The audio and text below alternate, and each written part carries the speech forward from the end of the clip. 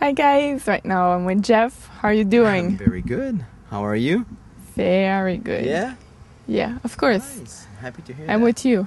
Oh, thank you. I'm very happy to hear that. You ready for your Q&A Yeah, question? Alright, I'd like to know what does the name Your Favorite Enemy means to you?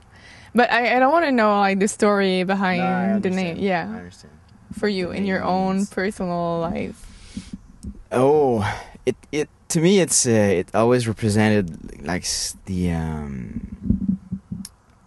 I would say, the anti-status quo thing. It's like putting a mirror on things in our lives that we accepted, and that even more than that, are defining who we are. You will hear people say sometimes, well, I'm shy, I'm always angry, I'm not generous, I'm whatever, those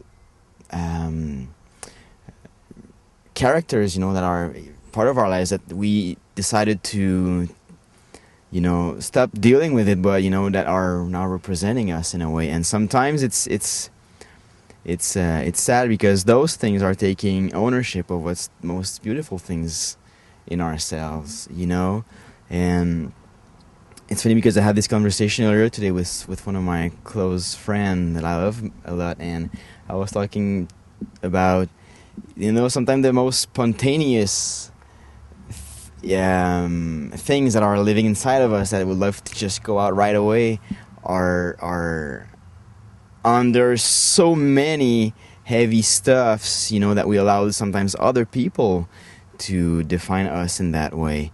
And to me, in my personal life, I went through that for so many years, because I've been, for whatever reasons, people were laughing at me and all that, but I let those people determine who I was, and that, to me, that's what your favorite enemies thing means, because it's like going back to, hey, what's determining the real me and the real who I am? And it's like that status quo is not an option, and that's why favorite takes, that its sense into it, because we just stopped and we just don't think about that most of the time, which is sad, and I don't want to let those fears, doubts, insecurities, or whatever shitty stuff define who I am anymore. And that's why,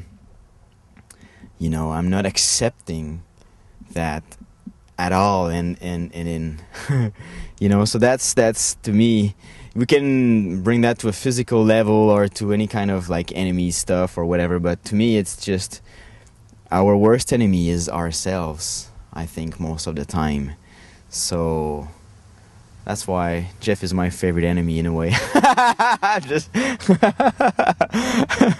Sounds weird to hear you speak of you as third person. In all of the most positive and negative stuff, but I think that freedom comes in a way where you accept who you are, and you're working on that to bring to not to be somebody or something that would please others, because Jeff is cool, he's nice, or whatever, and I need to hear that, so I'm just adapting myself to, in order for you to love me, but it's just to be who I am, and that's it, Well, thank you very much for sharing this with us, Jeff.